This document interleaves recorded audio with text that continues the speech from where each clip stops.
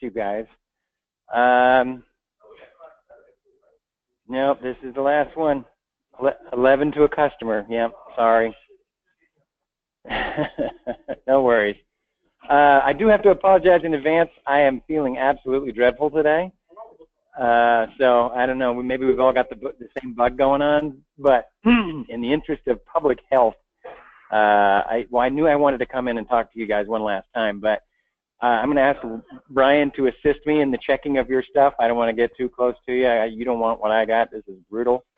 But yeah, so I will spare you all from this. But I definitely wanted to be here to give you the last little bit of information. We're going to be talking about presentation, which is going to be a critical part of your work for the rest of your life. So that's kind of an important discussion. And we will also be talking about a little bit about MCR and what to expect going in that class, because that's what's coming next. And that will start for you for my local class Tuesday, first thing. So you'll be right back in it, modeling some more. For my online digital friends, you might have a different class next month than MCR, but you will be in there shortly. So I kind of want to lay down some groundwork for you so we can sort of get yourself geared up for what it is going to be expected of you, so you can hit the ground running. It won't be as overwhelming or confusing for you when you first get there. As I said in the previous classes, you know, due to all the hurricane issues, we are allowing you guys to submit work late. So please, by all means, keep working. If you've got work on your desktop and you're still banging it out and you're like, should I do it or not? Absolutely do it. I will never tell you don't do work, because again, these exercises are the steps for the ladder that'll take you to where you need to be in terms of your skills. So anything you don't do is going to hurt you later. So we need to do these exercises and activities because they're building you into the person you need to be. Also, you know, let's take worst case scenario. Even if you're not going to pass the class and you know it for whatever reason, I would still encourage you to do the assignments, because guess what? Next month or the next time you take 3DF, they're going to be the same assignments. So you might as well make a run at it now, do your best, learn what you can from it, and then it won't be the first time you've seen this material when you finally do see it again. So it's always to your advantage to get a little bit ahead. So be smart, keep working, and get that work turned in. And we will definitely grade it and give you feedback on it. So please, by all means, keep the work coming. Yes? Absolutely, absolutely. If you've got the links, the question is, will you guys still be able to access our videos, and will you still be able to go to the Hangouts? Absolutely. Those Hangouts are there for you guys for as long as we have Hangouts. You know, I think it works really well. I don't know anybody who's gone to the Hangout and decided that wasn't really worth my time, or that wasn't helpful, or it wasn't fun. You know, I think everybody who uses it goes, wow, this is a great idea. Why didn't I do that sooner? And Brian and I ask each other the same question. I don't know. Why didn't you do that sooner? We've been begging you since day one to go. But, you know, once you get in there, you'll realize it's actually a terrific resource, and it is available to you the entire time you are in school and even beyond. Because if you've been in those Hangouts, you know there are people who've graduated that are in there working, you know. So if you have questions and stuff, then they can give you a heads up. Also a great way to make contacts, because let me tell you, probably the largest contributing factor to your level of success in this industry is your ability to create contacts, because word of mouth is much stronger than your resume and your work. If you know somebody or you have a connection of some kind, that is a night and day difference in your ability to be hired. Yeah, I don't know, they should probably have a class on it, but you need to make friends, you need to make contacts. I know when it came to me getting into the film industry, Gesundheit, I didn't know anybody, and as a result, I struggled a lot. And then I finally made a contact inside the industry, and it turned out to be an amazing one. And as a result of that one contact, I built more and more contacts through good work and creating what was a good reputation around my name, because you want a good reputation. You want your name associated with hard work and quality, dependability, all those things. That's got to be you, because you are a product that people are going to buy, literally. So as a result, my contacts grew and grew, and then it got to the point where I didn't even need to go look for people. I didn't need to make contacts.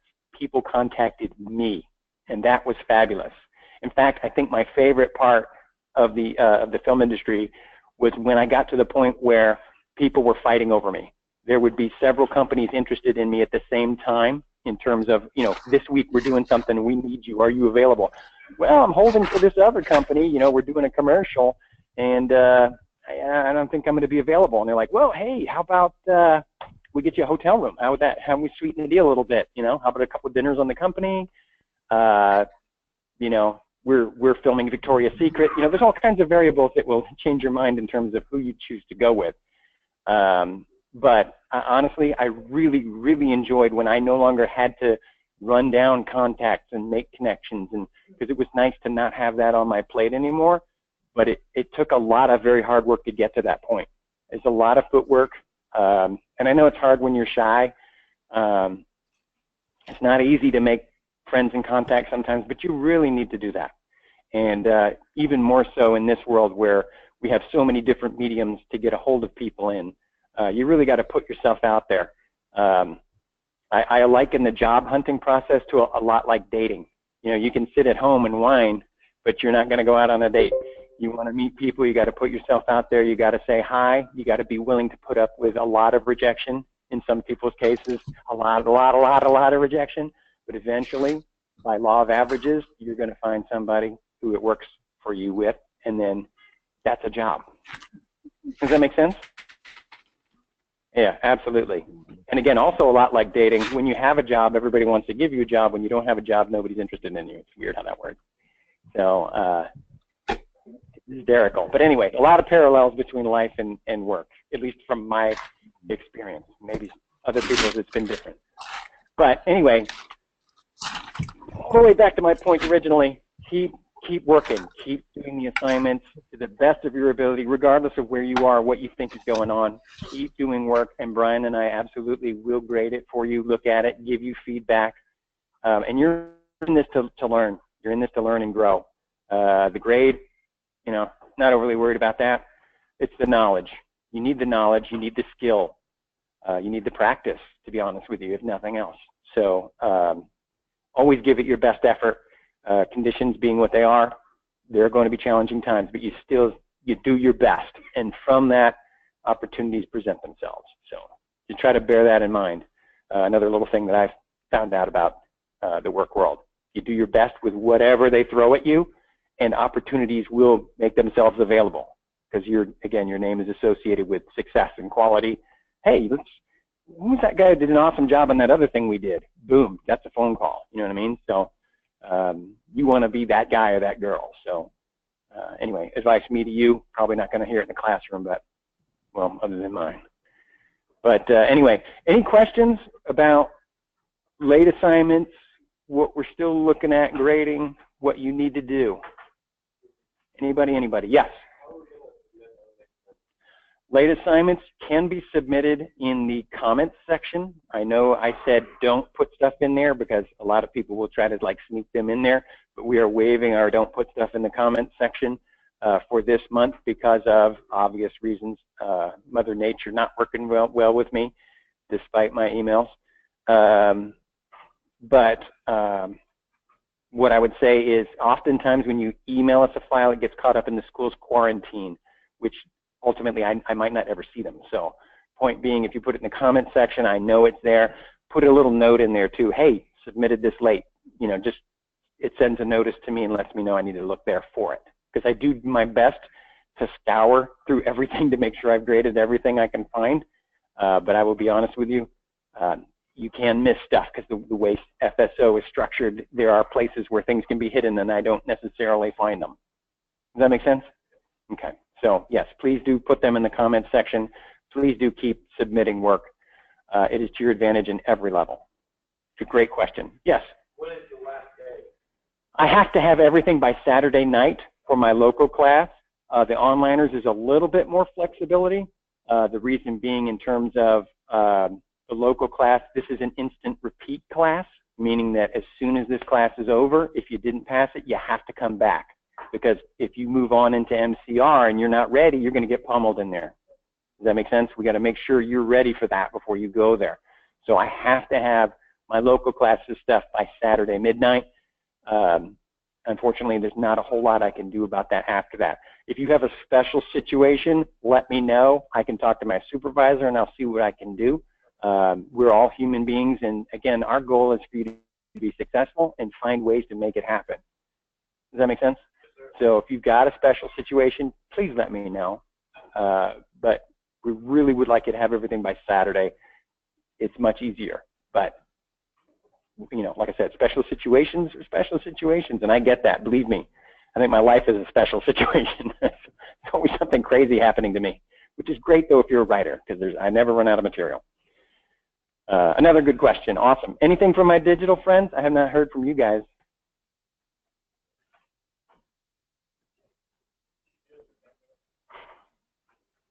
Nothing, Brian? No. Okay. Good. And incidentally, in terms of my digital friends, you guys are doing awesome. I've been looking at the turn-ins in terms of the number of people who are getting in the work. Great job. Great job. Very, very happy with the turn-in rate. So just keep it up.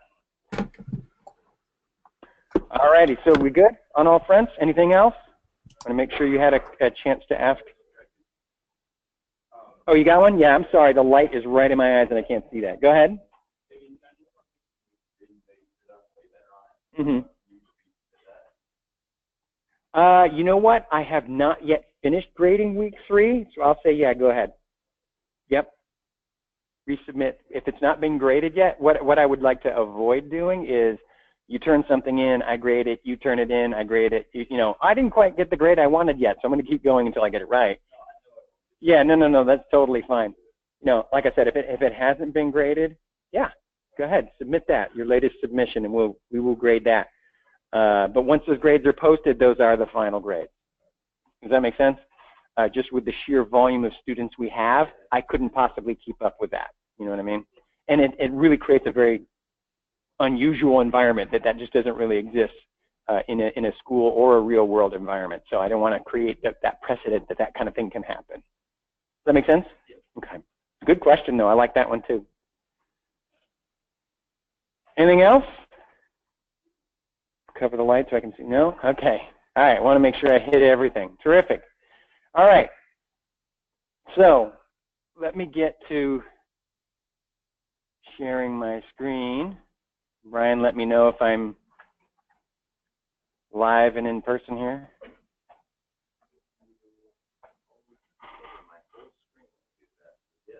Yay. I'm so excited. In like Flynn. Oh wait, no, that's not what I want. This is the one I want. Okay. Now today, we're going to be talking about the importance of presentation, the fact that presentation matters. And this is what I want to show you and have you guys understand. You guys are all building the same objects, right? Not only this class, not only my online class, but all the classes that have preceded you. Everybody's building the same thing, right? So what we have to do is figure out, how do I show my work so that it catches somebody's eye? Because the bottom line is, we work in an industry where we are making pretty rectangles. Whether they're moving or whether they're stationary, we make pretty rectangles. And the bottom line is, the prettiest rectangle wins. Does that make sense? So of the thousands and millions of people who do what I do, how do I make my rectangle the prettiest? And what we're talking about is presentation, because you have to win this job you're trying to get. This isn't like other jobs in other fields where you come in, you fill out the form, you meet the manager, you got a cute smile, and you're in. This is not that line of work. You have to fight for this job. And what that means is, with 1,000 images rolling past some very tired person's eyes, yours has to stand out and go, me. And the difference is presentation. Does that make sense? Everybody's building the same stuff. Everybody's good. That's a given. Does that make sense? but the way you present your work determines how you set yourself apart. And that's what's important. How do I set myself apart? Because I want to win. So I'm going to flip through these images here, and these are all images from previous students.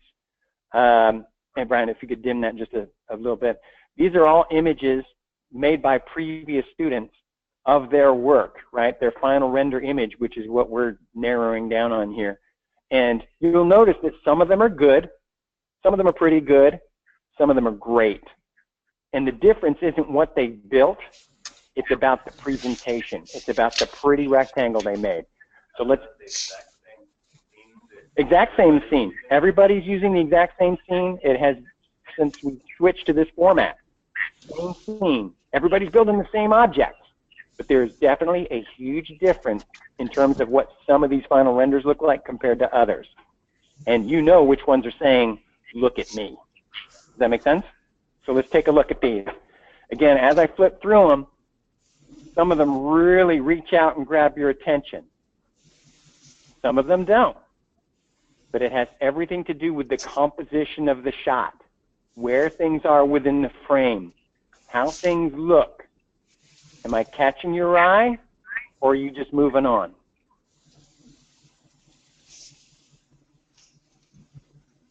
Again, some of the models are a little bit better, some of the models a little bit less so, but more or less they're pretty similar. So how do I set my work apart? How do I make somebody flipping through this stuff go, wow, there's something special going on here. I need to find out more about this person. And the problem is, you're not there to show them your nice smile. They don't know how fun and cool you are. They're just looking at your work. Your work is utterly defenseless. This one's one of my favorites.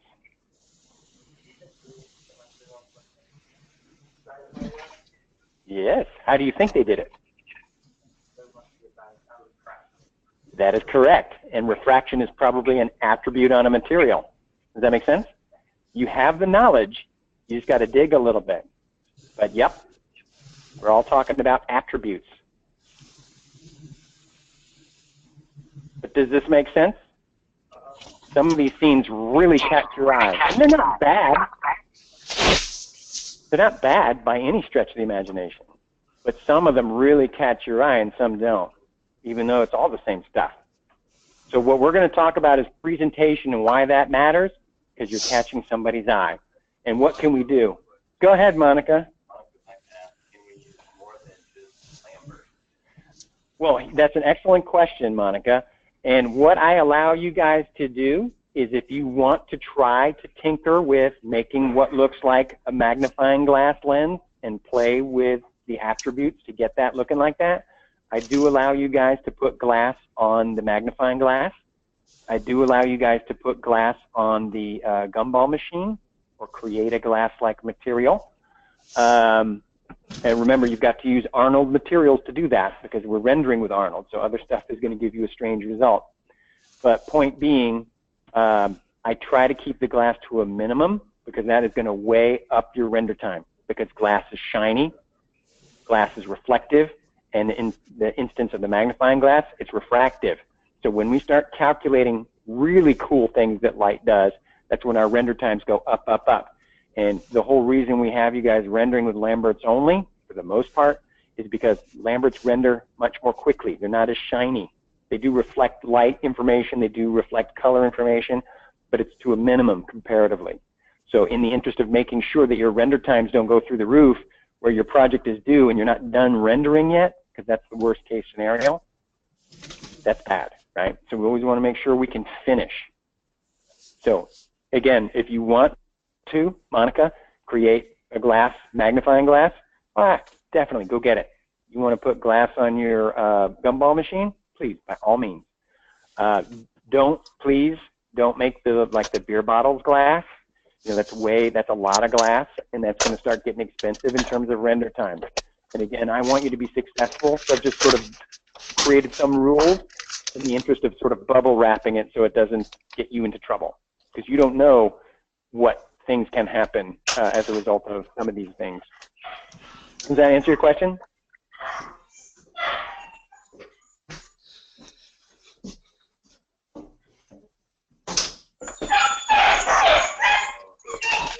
Yes, a little bit. A little bit of glass is good. Lots of glass, danger.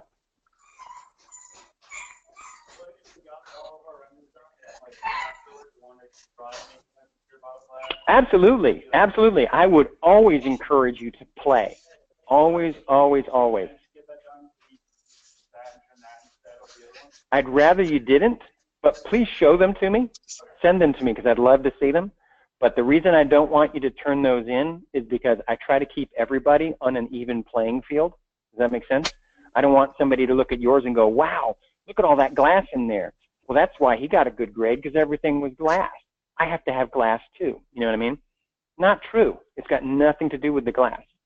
Everybody on an even playing field, we're comparing apples to apples, and what rises is the quality. Does that make sense? Because I don't want you to think, oh, this material is going to make my stuff look better. No, you make your stuff look better. It's got nothing to do with the material. Does that make sense? So I encourage you to play. Please play. In fact, I beg you to play. But get your work done that you have to get done first. Turn that in so that you can't get into any trouble. And then play, play, play, play.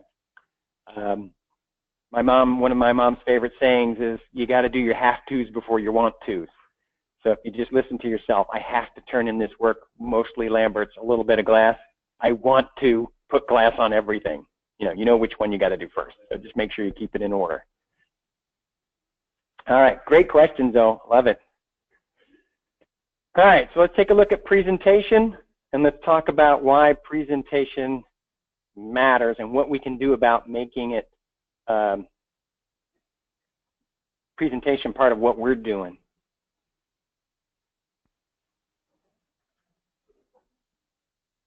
All right. All right, so presentation matters. It has everything to do with how your work is perceived. Now, in terms of images, the big thing that we need to work on, and this is something you've already started working on in Art 1, is called composition. It's all about, where do I put objects within the frame? Where do I place my camera? What does it do? What does it say about what I'm presenting? And that's what we're going to talk about here, showing my work in the best possible light, no pun intended. And it's true, as an artist, you have an eye for what looks good. That's just part of being an artist.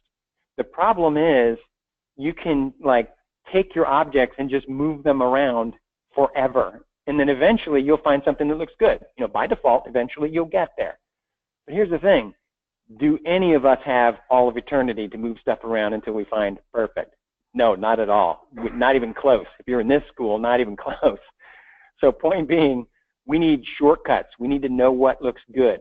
So what happens is, a bunch of people decided to get together and study art. And they said, well, here's art, and here's really good art. Well, what's the difference between these two? And what they did was they studied them, and they looked for similarities between images that were rated overall good, artistically, and images that were rated overall not as good. And they looked for, well, what are the things in here that make these good versus those not good? And what they did was develop what we call principles of design.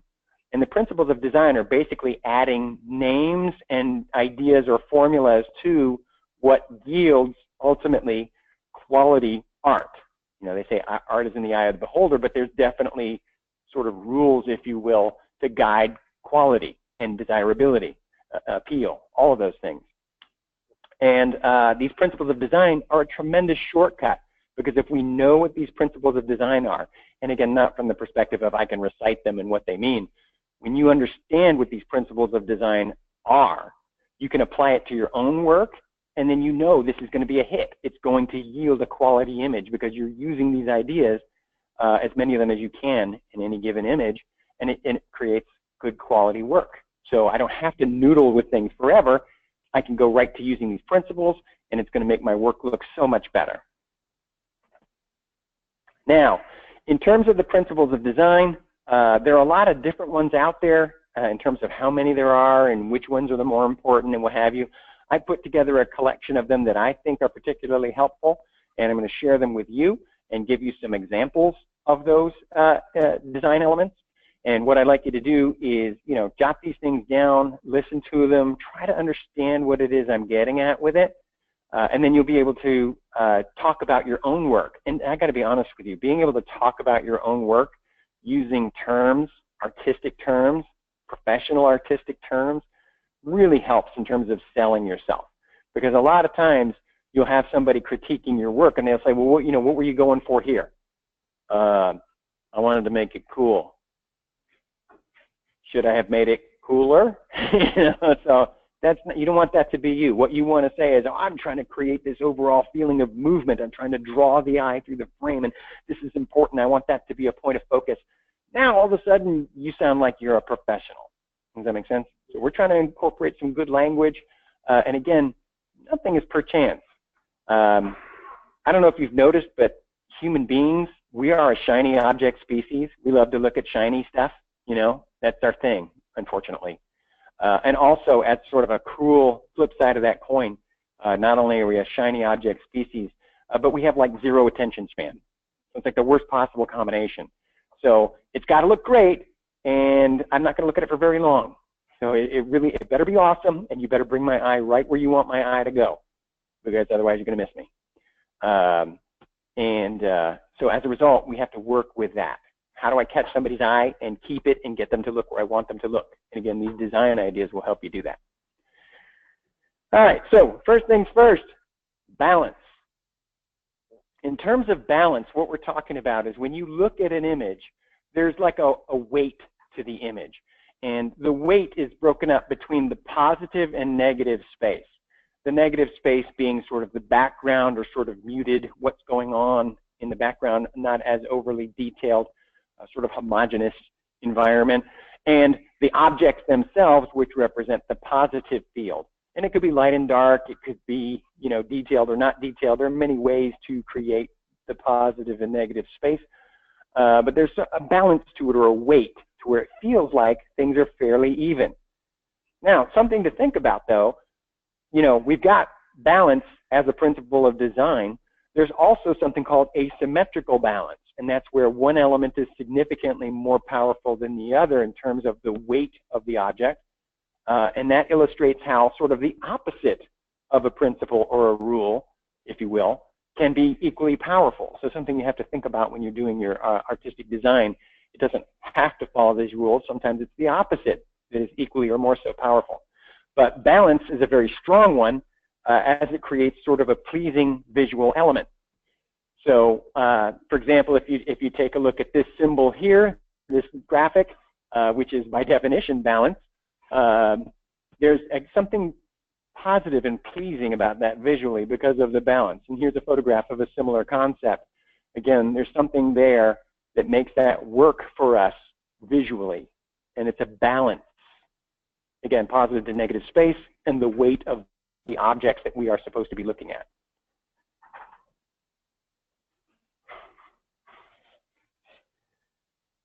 Contrast. Contrast is the idea that we can create visual elements and we can kind of make some of them stand out and some of them stand out, or some of them sort of stand down, as it were, in order of importance. So for example, in terms of contrast, you can see that these little Lego men all around there are sort of light on their detail, but in contrast to that, this one particular Lego character, much more crisp in terms of the detail. And it's not necessarily color driven, it's just a contrast. Something is totally different. It could be light and dark, it could be the amount of detail, any kind of contrast to show a separation. And again, it sort of drives the eye to where you want people to look. Again, the idea of creating pretty rectangles. I'd like you to think of every image you create, again, whether it's still or moving is immaterial. Every image you create is like an amusement park ride of your mind and creativity. And you want people to ride that ride. You want to lead their eye through the adventure of your little story for that, 1 or 2 seconds you've actually got them. Hopefully you've got them. So you've got to direct the eye where you want it to go. So in using a powerful tool like contrast, there's a lot on my screen, but I know where I'm supposed to be looking because the contrast directs it. Does that make sense? So by creating contrast, I can catch somebody's eye. So in this image here, having both balance as well as contrast in it, and incidentally, images should have several of these design ideas in them. You know, you don't want to have just one. The more design ideas you incorporate to the image, the stronger it is typically. So, you know, here we've got balance definitely going on there. And again, I'm directing the eye with this contrast. And if you look at this image, you can see how powerful it is based on the colors. If these were reversed, it would not be anywhere near as strong visually. If you want to, you can like stare at this image really intently and then shut your eyes, and inside your eyes you'll see sort of the reverse of that, and you'll see it's not quite as cool. But point being, visually this is a much stronger image with that stark contrast graphically directing the eye.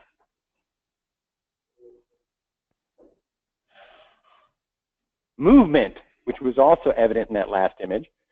Movement is the idea that I'm directing your eyes through the frame in a specific way, taking you from one area to another. And why that's important is because being largely Western worlders, we read left to right, top to bottom. When we look at images, we kind of tend to do that too. So what I want to do is I want to make sure that I am bringing your eye to where I want you to look. So I can create this ride or this invitation to look where I want you to look using something like movement to direct you where I want you to look.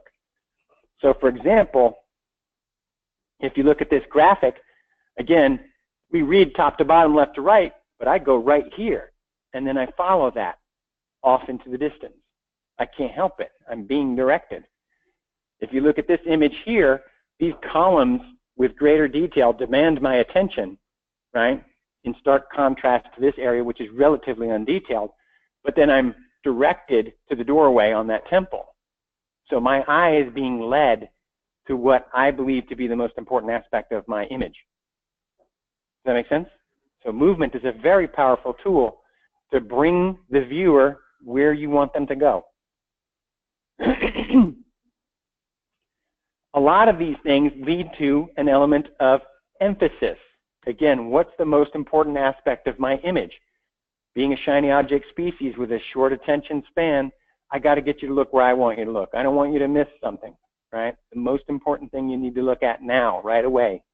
So as a result, I can create emphasis on a particular aspect of an image to draw your attention to it, right? In a world of circles, which circle am I supposed to be looking at? The white one. The red one, right? My eye, I'm drawn right to the red one, right? I can't help but look there. Emphasis, I need to look at that one. But sometimes it's not as obvious as color. Sometimes the emphasis is created by how close to the viewer the object actually is. This thing demands my attention. I hardly notice everything else. Apple is the first thing I see. But some things are sort of a cerebral emphasis. Like you might look at this and say, in this urban environment, why is there an apple in the middle of the road? So as a result, the emphasis here is sort of a thought-provoking one. It's out of place. Therefore, it gets my attention right away. Because that's not where that should be, in the road, balanced perfectly like that. Probably, but it's got big dreams. And hopefully can get out of the road. Otherwise, it will be applesauce. All right. Pattern. Pattern is the idea that you've got a very brief and simple design element. And it is a design element that repeats itself. It's short and it repeats itself. Think of it like a poem. Very brief design that repeats itself.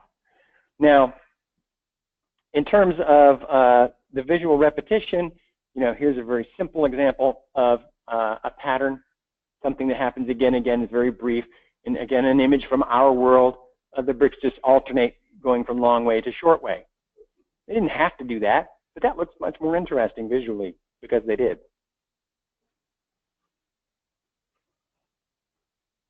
All right, so that's pattern. Rhythm. Rhythm is similar to pattern in that it is a design element that seems to occur more than one time. But rhythm is a more complex idea than pattern. Pattern is very short and repetitive, versus a rhythm is a longer, more developed design idea. It kind of like the rhythm in a song.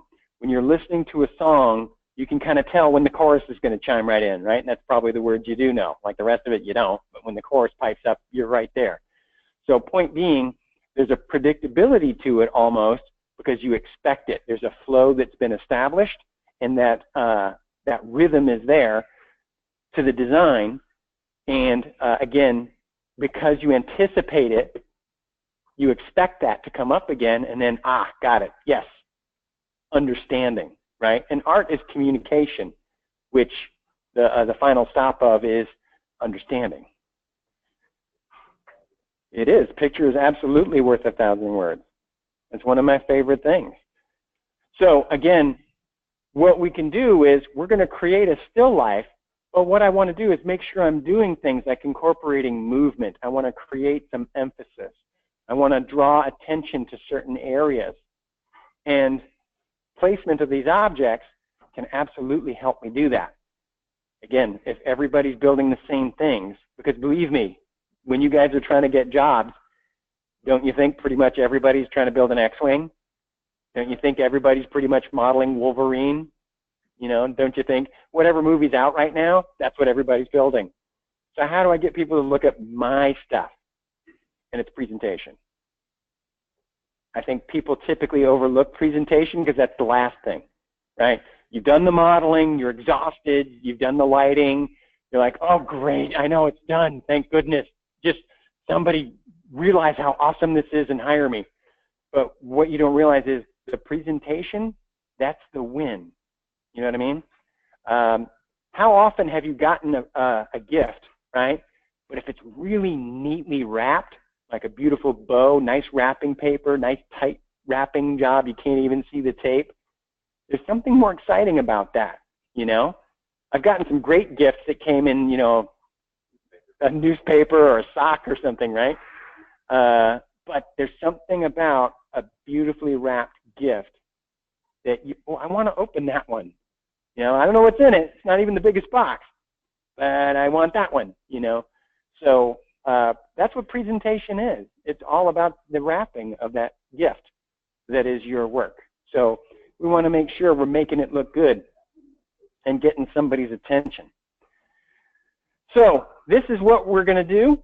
I would like for you guys to open up that scene that we opened up last class, the desk. It's your Lecture 10 render activity, right? And I want you to delete the pepper mill, and I want you to bring in 4 objects that you've built, and I want you to put them in the scene in some way, and I want you to set up the camera and render out a little shot. And what I'd like for you to do is tell Brian, because unfortunately I'm trying to stay over here so I don't get any of you guys sick. Tell Brian what principles of design you're using to get people to look at your work. What did you do with your image? Is it movement? Is it emphasis? Is it pattern? You know, what is it you're using to get your image to look more interesting? And things to think about also, in addition to these design elements, is where you place the camera. In terms of camera work, if your camera is down looking up, you are tending to empower whatever you're looking at. You're making it more awesome and impressive. When you're looking down on something, you're sort of diminishing its importance. It's almost like a voyeuristic, you know, I'm watching stuff unfold. It sort of deifies the viewer. When you're at the same level as the things you're filming, it's almost like reality TV. You're right in there with this stuff, living it. So there's an exciting element of that as well. So try to think about, where am I placing my camera?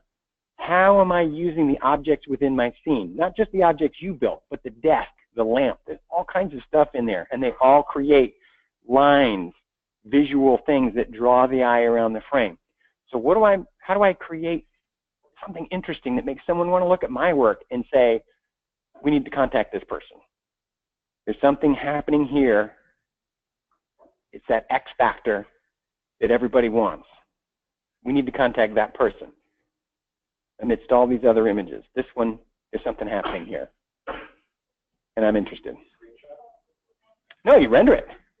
Absolutely. You know how to do that. Last class we did renders. So you should be able to do a little render of your scene. And remember, in terms of bringing in your assets, you just go to File, Import, and bring them in one at a time. Again, the lights are all in place. You don't need to do anything there.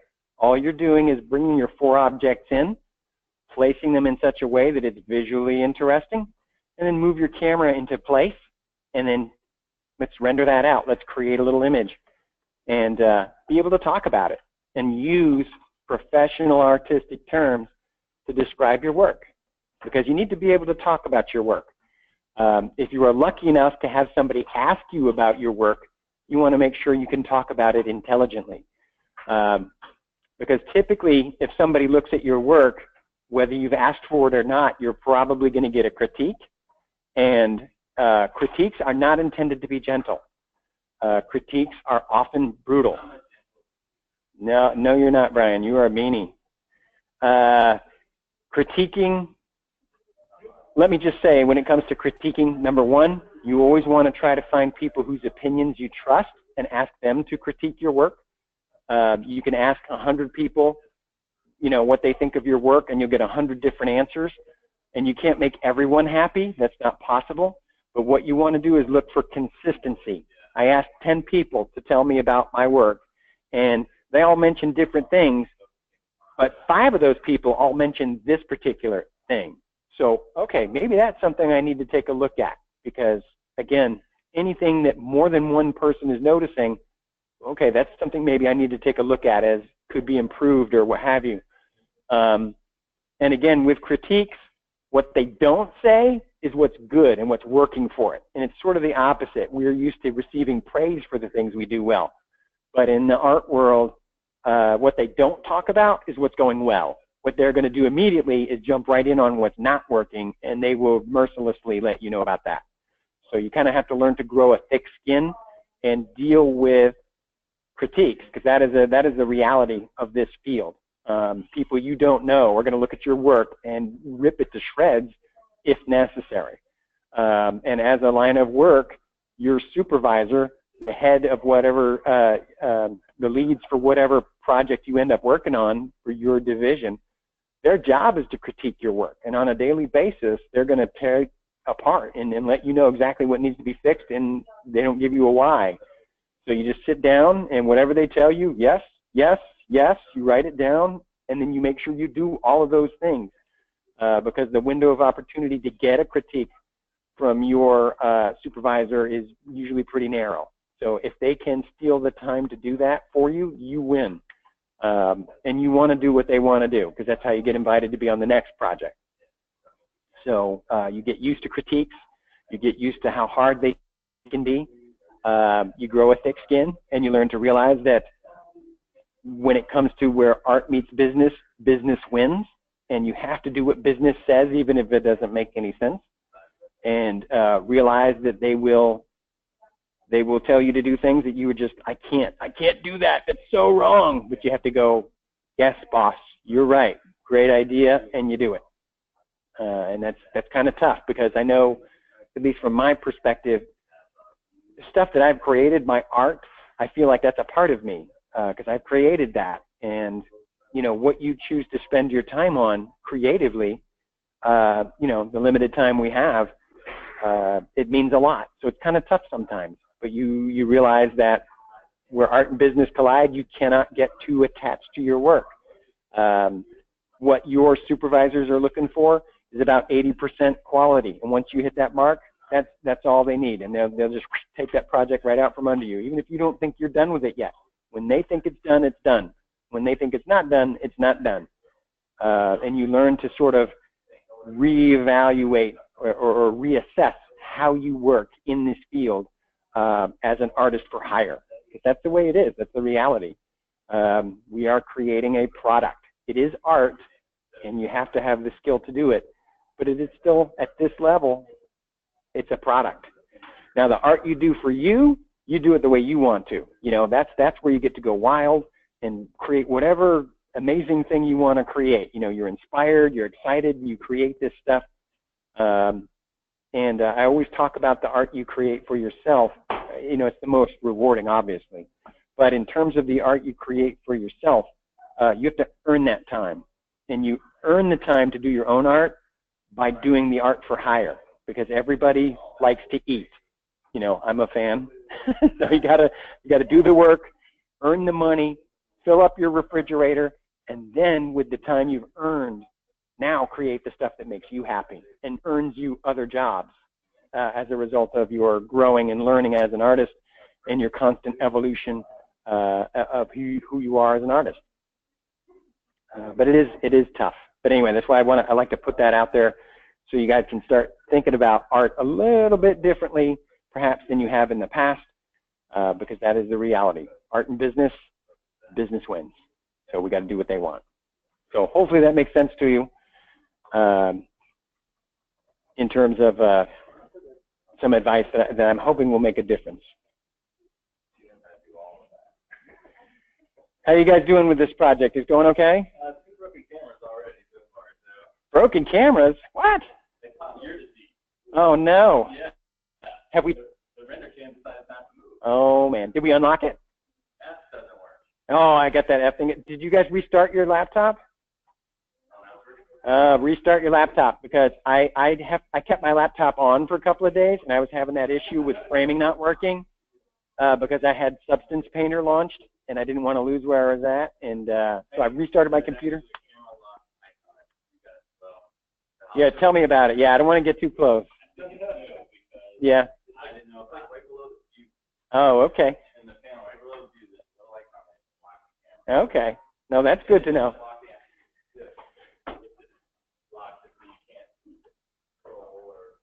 Okay. Well, I was able to move the camera around, but I was having trouble with this one. This one. Oh, there you go. Yeah, there's another useful feature. Well, I mean, it should tell you the bottom perspective a lot. Yeah, no, that would be great. But you know what, Brian? You and I are logical individuals. If you start thinking, you're in trouble. Get back in your box, Brian.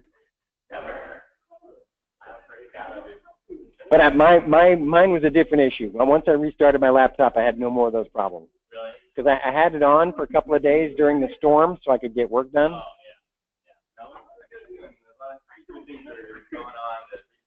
yeah. Yep.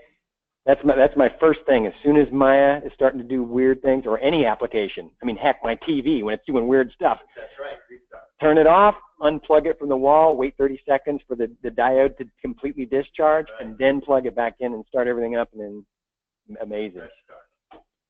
Well, what you come to realize is all technology works on logic gates of yes, no, and it's easy for them to get out of position, and then nothing works, because it's all binary, you know what I mean? Yeah. So restart just clears the whole system, whatever the heck it is, and you're back in business.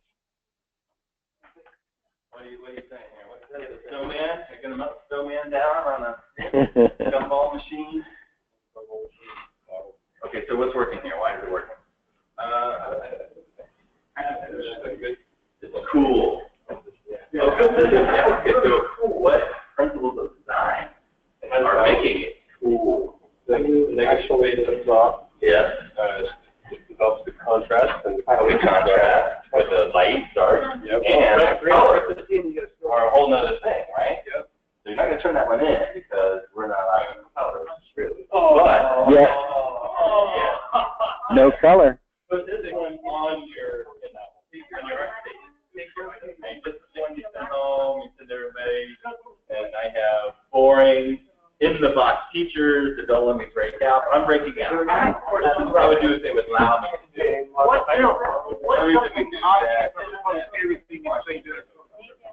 What's that?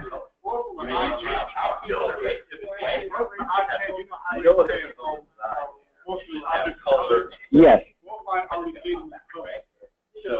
Or you could just reapply Lambert number 1. Yeah, you can literally go into your scene, hold down the right mouse button, and say select all, and then apply Lambert 1, and you're back to all gray. Yeah, no, it's easy to fix. But yes, I would like everything to be gray, because I don't want color to be the thing that makes your work look great. I want the composition to be what makes everything look great. Does that make sense? Color is a crutch.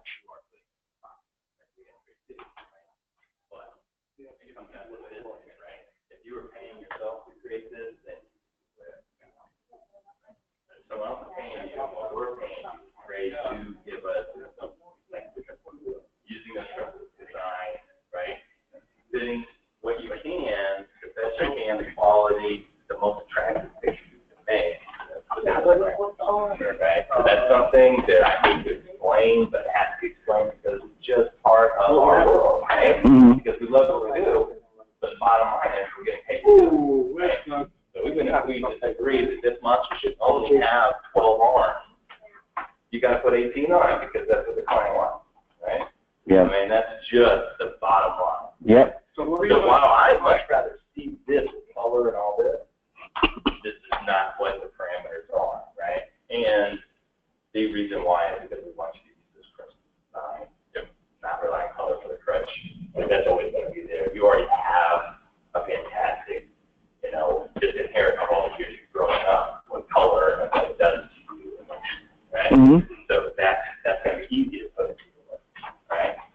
The new ones we're introducing are new, so they're kind of, how do I get that going? It's going to be difficult to get that support, right? However, it's going to be stronger, right? The more tools we can give you, the better, you know, the tool bag you're leading. Right? You want to focus on one discipline. You want to get really leading the whole tool bag. You may have to use that screwdriver for a while. Get my analogy. Yeah. And this is the week 4 assignment 2, right? Yes. Yep. What you're looking at right here today, that's week 4 assignment 2. Right. Which you can see, by the way, the week 4 assignment 2 is not that time consuming because you're doing it right now. Yes. So that's my gift to you guys. Week 4 is an easy one.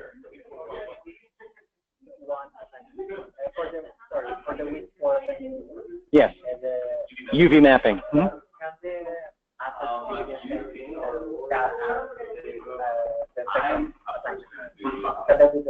No, you can't use the week 3, the 2 objects you UV'd, you can't put that in your week 4. Does that make sense? It has to be 4 new objects.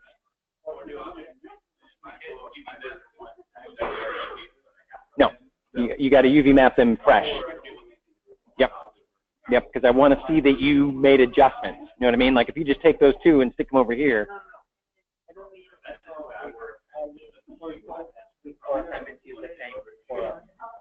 Oh, no, you don't have to at all. Yeah, in your final scene that you're rendering, you don't have to use your UV'd assets. Not at all. You can put any 4 objects in there. Does that make sense? Okay. So yeah, let me put that out there for my digital friends too. For your week 4 assignment 2, you do not have to use your UV'd assets. That's not a rule.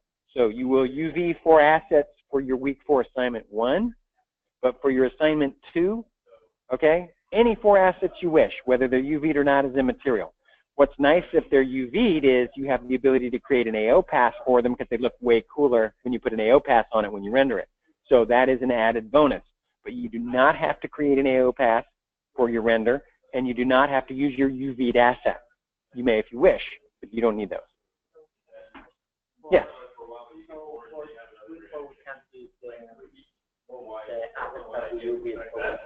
That's correct. Yeah, absolutely. Oh, yeah. Yeah, any 4 new objects. It doesn't matter to me which ones you do. I just want you to UV again. We're trying to get repetition. So as long as you are doing it more times, that's what I'm going for.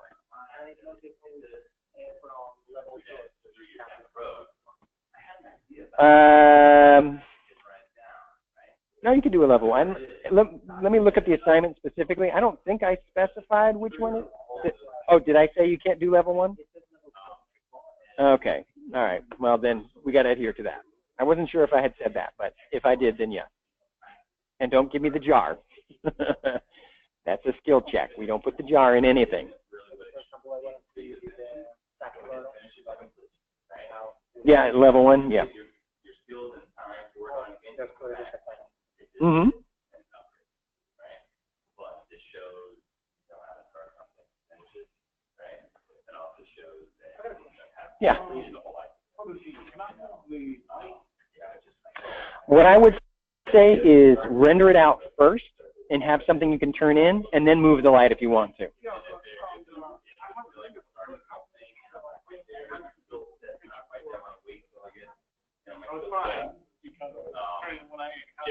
Yeah.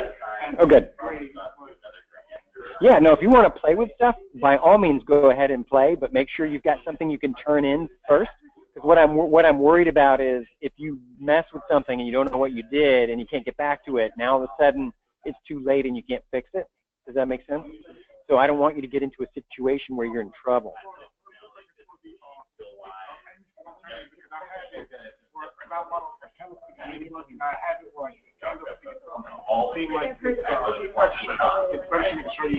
Okay. Okay. Okay. No, that's fine. So how are we doing with this assignment, you guys? We doing okay with this? How about my back row friends? You guys are all super quiet. Is it working for you? You able to do it? Okay, good. I just want to make sure that you guys are having success with that. Good. Thank you. That's a very good decision to make, right? I would say a lot of that's going to be what's trending now, right? Because you'll see waves of, anime, strong, kind of get on anime, don't want to see that so much now, right? So it depends on where it's going to be completed and where it's going to be used. What's the trend then? Where you can go, right? So that's kind of a broad answer on that question. But those are big hits, right? What that had a certain style at a certain time when that was trended, right? Just on the trend, right? Right? All righty, guys. So listen, I'm gonna let you. Yeah. Oh yeah. Yeah, that was construction paper. Yeah, it was paper initially, but then they went to Maya. Yes, because it's faster.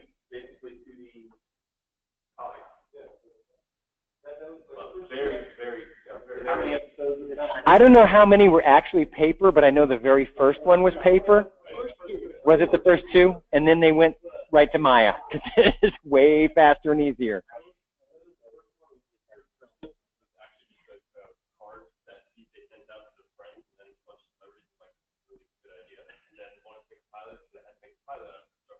Yep.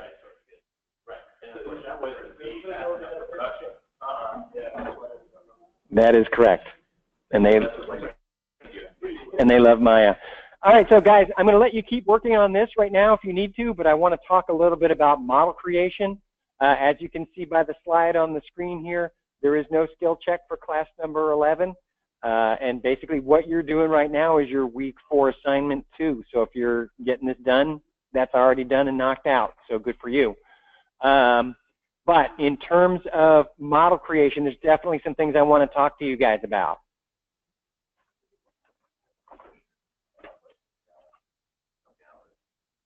All right. Now, in terms of model creation,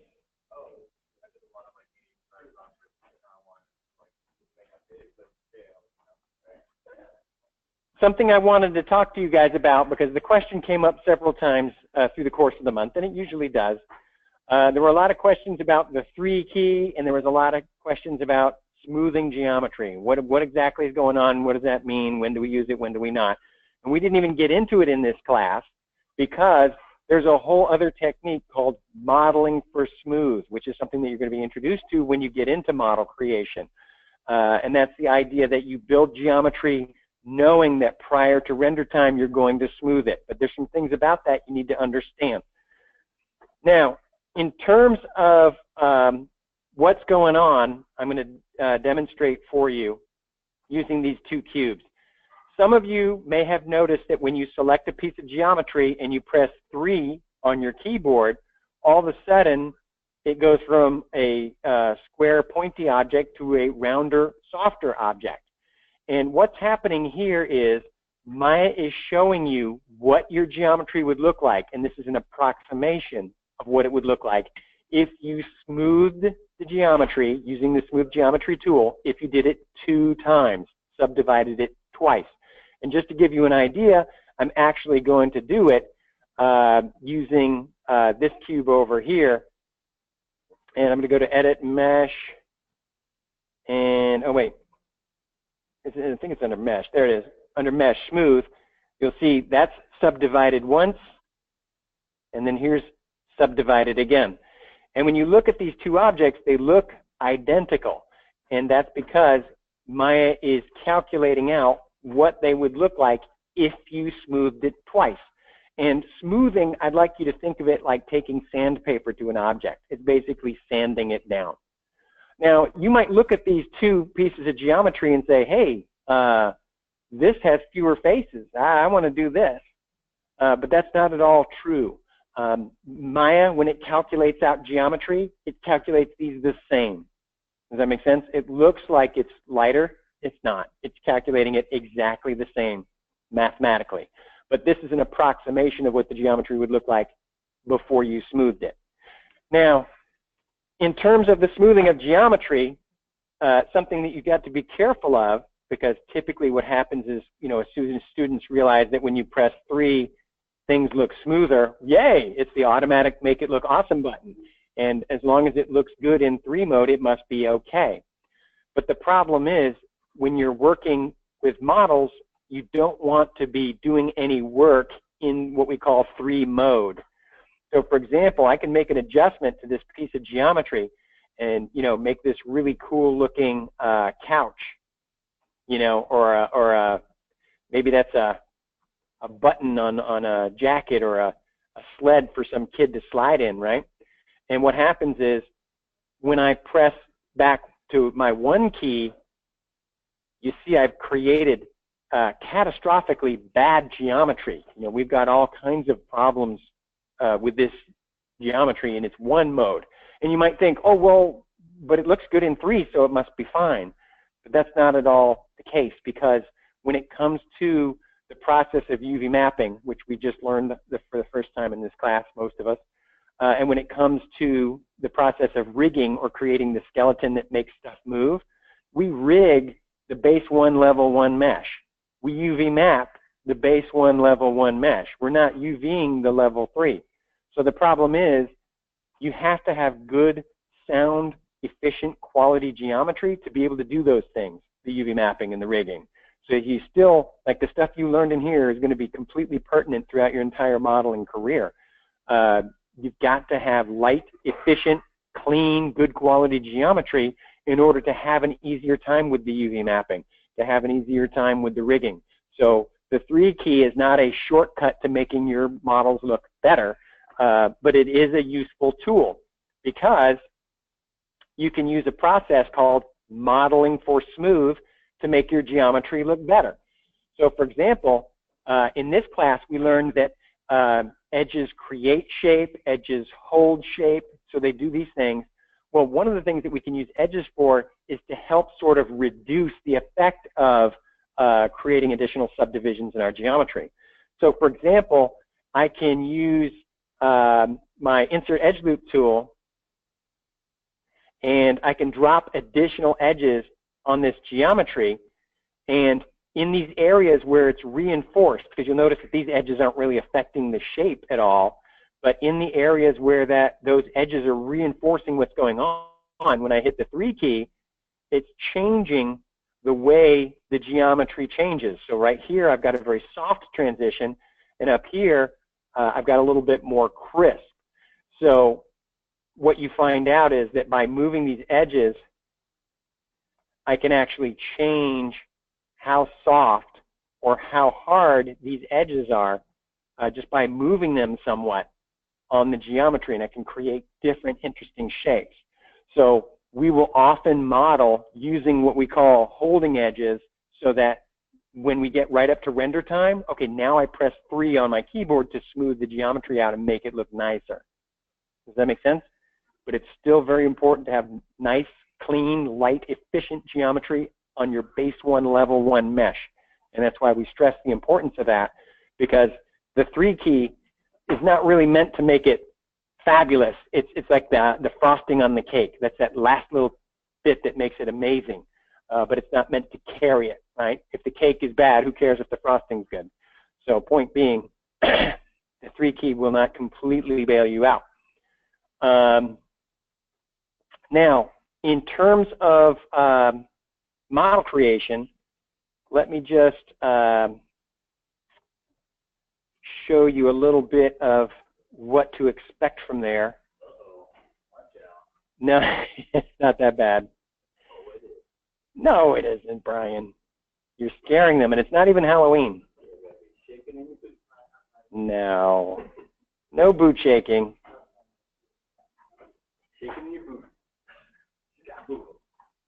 Let's set it to that. And I'm going to open up this environment here. And yeah, this is an example of a model creation project. If it'll open, I don't think I've ever opened it in 18. Let me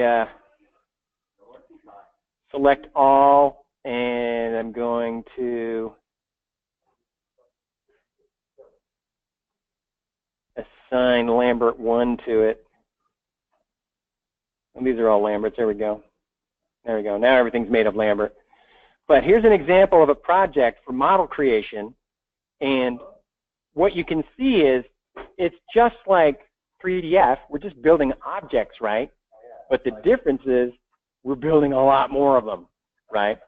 So in terms of the objects, you know, we're not building just one thing. We're building a whole bunch of them. And again, if you look at this bookshelf and you look at all the objects on it, all the books, all the lamps, all the candelabras, you know, if you look at the chairs, look at the clock, this armoire back here, you know, very intricate and detailed. There's a lot going on there. But what is very important to realize is you can do this stuff. You can already do this stuff. But there's just more of it. That's the only thing. Because if you take a look at the details of this object, right? Oh my goodness, look at how complicated this thing is. You know, somebody hold me, I'm frightened. You know, look at all that detail. I'm terrified, right?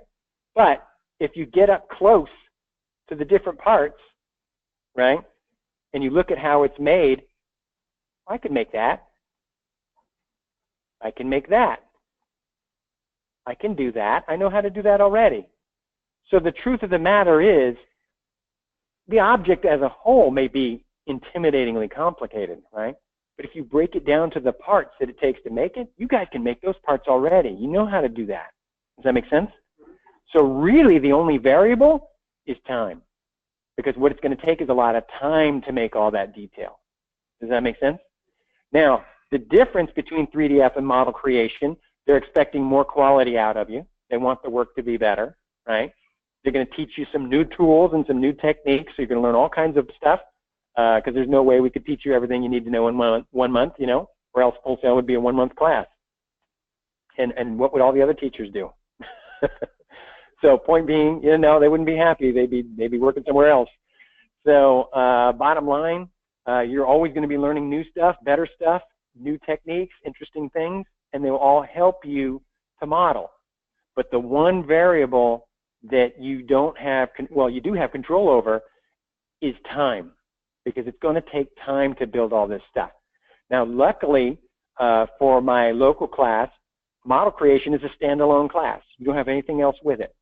When you have 3DF, you have Art 1 also. That's a lot on any person's plate.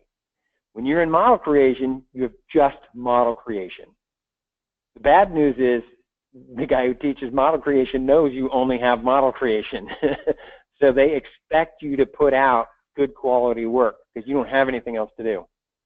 So point being, more than this class, you need to make a date with Maya and keep it. Block out a big chunk of time every night and do some work. Otherwise, you will be panicking and turning in subpar work at the last minute and be disappointed in yourself and your grades. Does that make sense? So block out the time, make a date with Maya, and keep it. Maya's a good date, pretty cheap. But you got to get in there and do the work. And again, no matter how complex an object looks, it's not that bad when you get up close to it. You know, it's all stuff you know how to do. Right? That's not out of reach. You could totally do that. It looks complex, but when you build it like it's built, you can do it. All of these things you're capable of. Right? We taught you how to do that.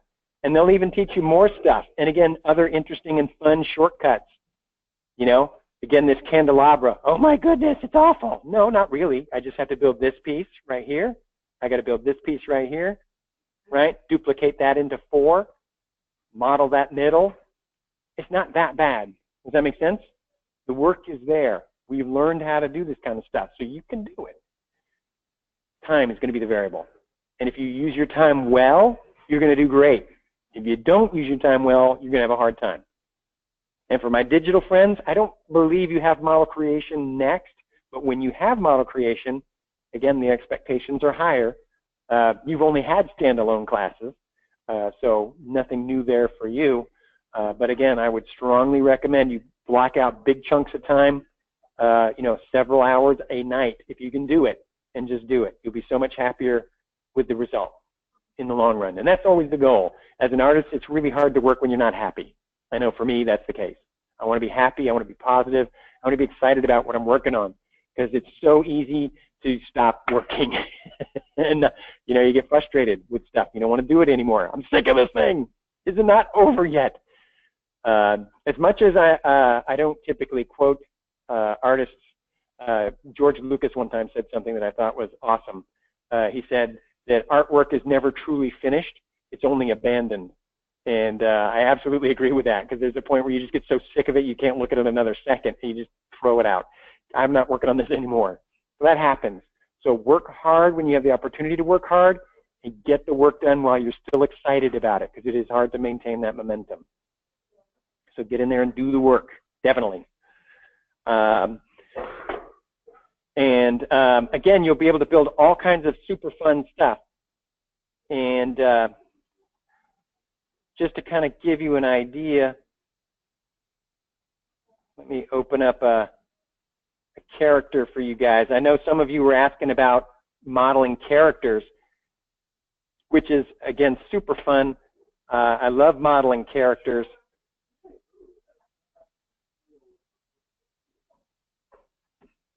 And one of my favorite things is modeling characters, you know, kind of creating a story for them and then modeling them out. No, it's not Master Chief, but he does kind of have a Master Chief-like outfit on. But what I want to stress for you, actually, let me hide the helmet. If you look at the character, you can see the geometry is still relatively light, right? That's not all that complicated. It's not all that super dense, right? Nice and neat, you know, relatively organized. And you can tell what the heck that is. It looks pretty good. And that's what you want out of your mesh, so that when you do use your 3 key, that's when it looks fabulous. And that's what you want. It's nice, smooth. And it's not that dense, but look at the detail you can create. Yeah, that's what he's supposed to be. I always create a backstory for all of my characters, because I think about it while I'm working on it. I recommend that highly if you're into modeling characters. Come up with a huge, elaborate backstory for the character, because a lot of times what that will help you with is if you have to make a call on something, you have backstory to fall on, right? Is it this? Is it that? Well, it's got to be this because of that. So nothing is per chance. But anyway, in terms of this character, lots of fun to build. And again, very, very light, smooth geometry. You know, it's not overly dense, but you can still build tremendous detail into it. And just to give you an idea of the level of detail, I just zoom in on this piece here. You know, this is a little dog clip kind of thing, right? Let me just smooth it so you can see it. All smoothed out and looking nice. These are screws. Like literally, I modeled the screws. Some of them are slotted. Some of them are Phillips head. But anyway, point being, you can build tremendous detail into your objects, and it's, again, it's very light and efficient, right? It's not super dense, crazy geometry. Does that make sense? Can you go to the hands again and like yeah. Okay. But typically the question that I get when I'm looking at when people ask me when they're looking at my model, they're like, was that in ZBrush? You know, what other applications did you use? You know, all that. I get it. That's Maya. That's it. Literally, this character has never left Maya as an application. So like just using the extrude tool, the insert edge loop tool, and the multi-cut tool, I made that. It's not the tool. It's never the tool. It's the artist. Does that make sense? You are the best tool you have. All the other stuff is just, you know, cute. What I'm getting from this is literally we have learned everything we need to know to start to best for Maya. Could you conceivably do that? Yes. Do you know everything you need to know? Not even close. I don't know everything I need to know. I've been using Maya for 15 years, and I learn something new every day. And I'm not making that up. I literally, wow, I had no idea you could do that. You never stop learning, ever. And the minute you think you have stopped learning, that's your first step towards obsolescence. In a technology field, you can't afford that. You are always moving forward. It's a great question, though. But the point is, can you start building anything you want to? Yes. Will you learn that when you're building organics, edge flow becomes way more important than it is with your inorganics? Yeah, you're going to learn that when you get into character design and creation, CDC, another class I used to teach. But the point is, you will learn that edge flow is critical when you're building organics. So you can't just put edges wherever you want. It's got to look good. Yeah, that's the given. Good edge flow for deformation and shape change, it's important. Does that make sense a little bit? But modeling is modeling. It's the same tools, and it's really just how long you've been using them that determines what you can make. So get your 10,000 hours in as fast as you can, right? It takes 10,000 hours to master anything. Log in the time. Get the work done. Get the experience. And then you can make anything you want. Does that make sense? Okay. So again, not crazy dense. Yeah, so I got a little bit of detail there around the knuckles. But the end result looks nice.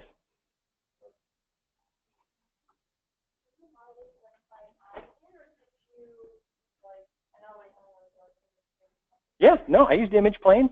Literally, what I have taught you how to do in this class, you could build that dude with enough experience.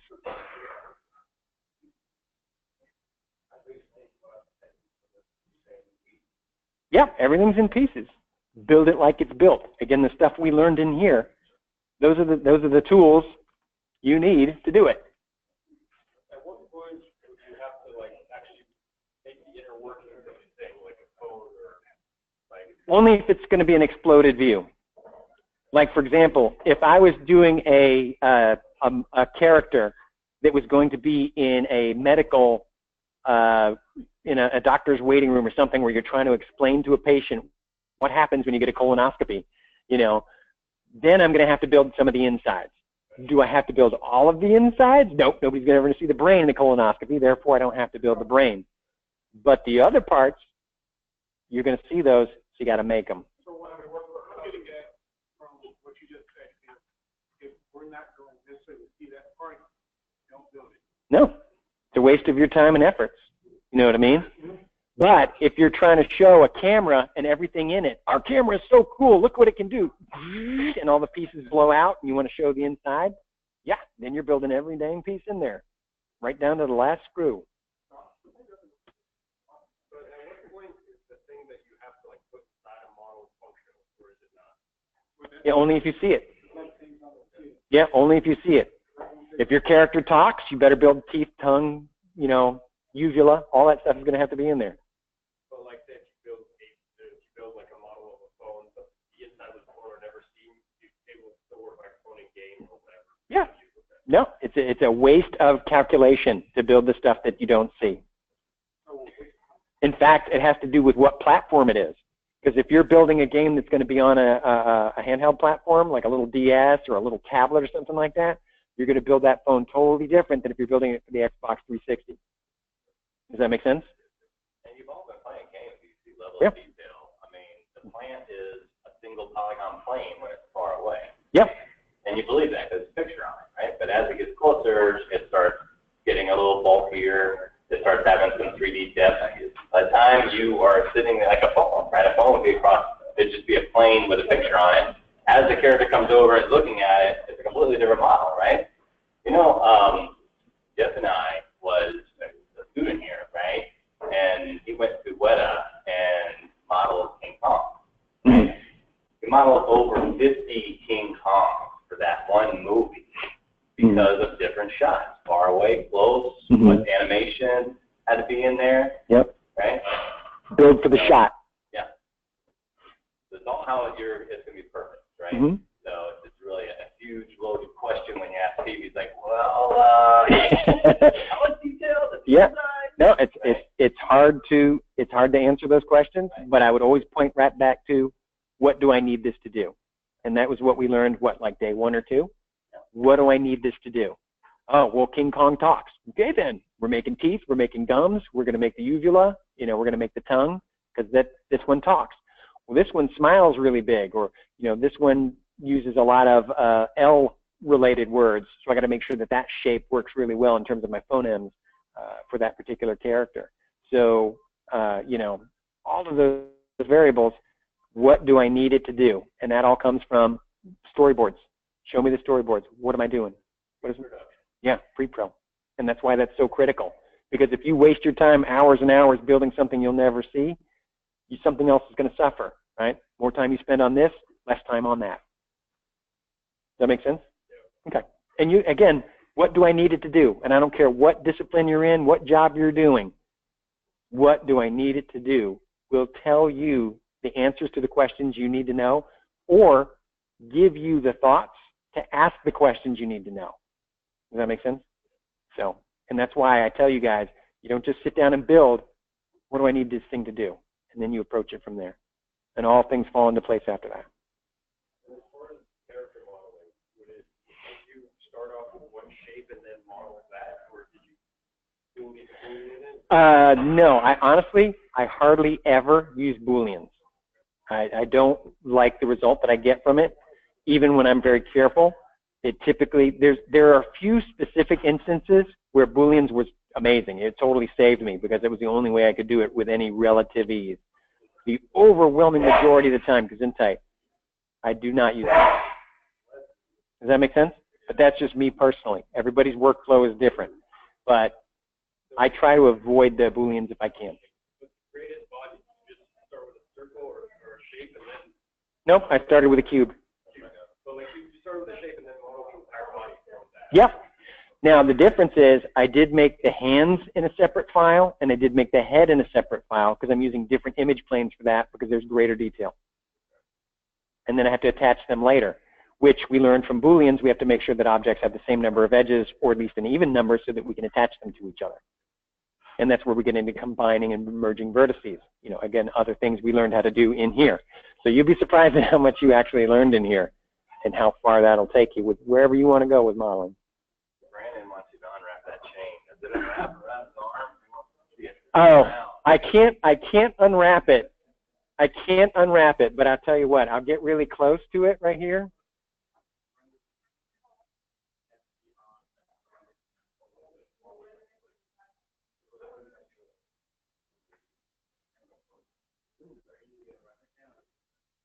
Oh, Maya may crash. I tried to press the 3 key on there. But literally, I modeled every link on that thing because I wanted to be able to animate it. Comedy.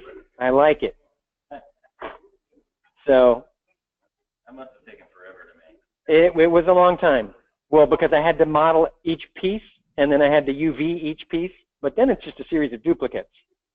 But I UV'd it first, so I wouldn't have to build it, and then UV it, UV it, UV it, UV it. Again, smart. I built it, UV'd it, and then duplicated it. Yeah, because you don't want to have to UV all of those. Because if you look at it, there are a lot of links in there. And that thing goes all the way down, and it goes around his arm a couple of times. So yeah, you don't want to UV that thing one at a time.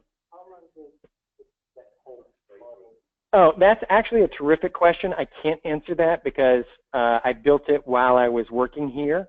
So like, my primary function is teaching you guys. When I can steal time, I do a little art on the side. Seemingly less so the further I get along. But I used to have more time to do this kind of thing.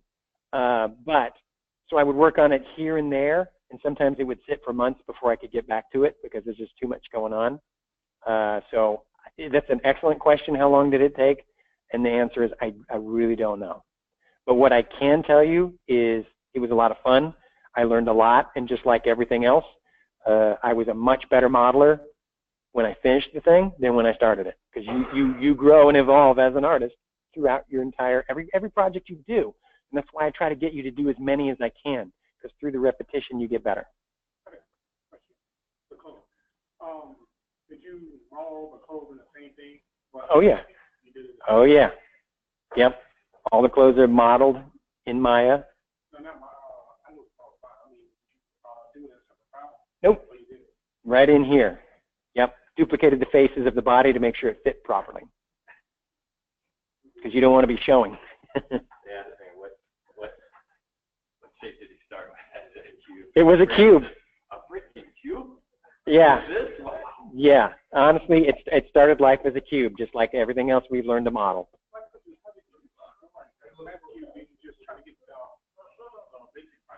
Yeah. I didn't do anything any different than you guys have done all month long. Just using the extrude tool, insert edge loop tool, make stuff match. Yep. But again, it's not more complicated than what I've shown you. You can do this. It just takes time. All right. Does that make sense for you guys? Terrific questions. I love them. That's awesome. I always love to see you guys. Again, I like to think of it as bonus information. You know, who knows what I would have or would not have said had I not been prompted by great questions. So that's why I always encourage you to ask. Yeah. Can we only use like one of the base shade of Lambert or some change? It has to be just Lambert. If you want to change the way the objects look, your ambient occlusion will do that. If you want to make them pop a little bit, by all means use the ambient occlusion, but that's optional. Yep, you don't have to create ambient occlusion. The base ones, are we allowed to go in and like change the settings, like have better anti-aliasing? If you want to play with that stuff, the anti-aliasing for better quality image, I would say that's fine. Again, make sure you do a render, like complete the assignment and create a folder for it, zip it, put it on your desktop. Here's my work, I can turn this in. Now go play. Because if something goes amok, you don't want to be in a situation where you can't turn in work. Because there's nothing more frustrating than that. Always protect yourself, right? Yep. Protect yourself, right? So take care of yourself, right? You know this thing has to be turned in. You have some ideas. You have plenty of time, but you never know what could happen, right? Right. To go ahead and get that thing packaged up, ready to turn in. If something does happen, you have something to turn in. Protect yourself, right? Exactly. If you have the time, you get an improvement, then turn in your entire quality, right? Mm-hmm. Well, always protect yourself, right? That's what you're trying to do. Absolutely. Because that's the kind of field we work in. Because work that doesn't get submitted properly or on time is the same as not doing it. Deadline is king. Your employer could care less. They really could. Because they got to ship when it's time to ship. They don't delay the opening of movies. They don't delay the release of games. They go out when they go out. If your company can't get it done, they'll find somebody else. And then that means people start getting fired. Does that make sense? So, unfortunately, that is that world. I won't sugarcoat it. Does that make sense, guys? Awesome questions. Go ahead. Down the line, I model something. I want your opinion. Mind if I send it? No, absolutely, absolutely. In terms of me, if you can find me, you know, even if I'm not working here, if they run me out of here with pitchforks and torches, if you can find me, I will always offer you my opinion for whatever it's worth.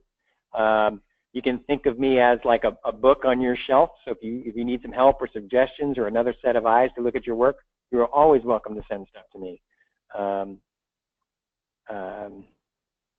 Just because you're not in my class does not mean that we no longer interact. Of course, you know, I do teach 3DF every month, and I was really fortunate that this month was kind of a smaller group of students. That was actually kind of nice. The hurricane kind of screwed a lot of stuff up for me, but overall it was nice to have a smaller class to work with. Typically I have students, you know, between 75 and 100 of them in the local class, and then we have about 100 to 125 in the online class. So you can imagine Brian and I's time is pretty tight, but we make time for anybody who wants us. So you are always welcome to send me stuff. Feel free. That's what we're here for. And I know Brian feels the same way. Yeah. We teach, that's what we do. All righty. So thank you very much, guys. Did I go too long? Yeah, I'm getting close to getting out of trouble. Get on over to lab. As I said, I'm sorry I won't be joining you over there. I'm not feeling so awesome, and I don't want to get anybody sick. I need Marcus and Sarah at their 100%, and I don't want you guys rolling into MCR feeling like I feel right now. So I won't see you over there, but best of luck to you guys. Oh, don't forget to do the class critiques. Please be sure to fill those out. Those are really helpful tools for me because it's again critiquing my work, which is teaching. So I get feedback on how things go, and there's a section in there where you can literally write stuff in, and it's completely anonymous. I will never ever know who wrote what. So if you want to give some, you know, verbal feedback, I would love that because that really helps me out a lot. If somebody did a particularly good job, you know, Sarah was awesome, loved her, thanks a bunch. You know, I really appreciate how patient she was, or I really like the way she explains this. You know, put that in there. Same thing, you know, Marcus did an awesome job. Steve did a terrible job. You know, I want to hear bad stuff too. It's not just about handshakes and pats on the back. If there's something we could have done better, I want to hear about that also, because I will learn more from the negative than the positive, and that's human beings in general. So I appreciate and welcome all the feedback. Thank you, guys.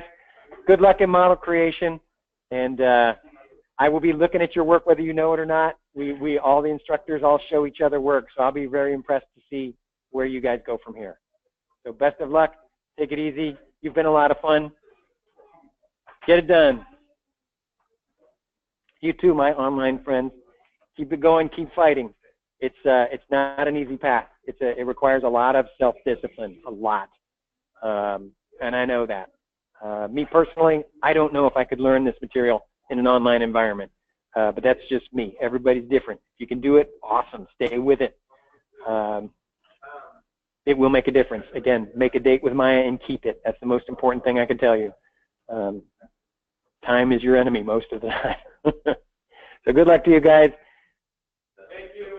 You are very welcome, guys, always. I will, thank you. I just need to sleep for like a day or two. And I'll be fine.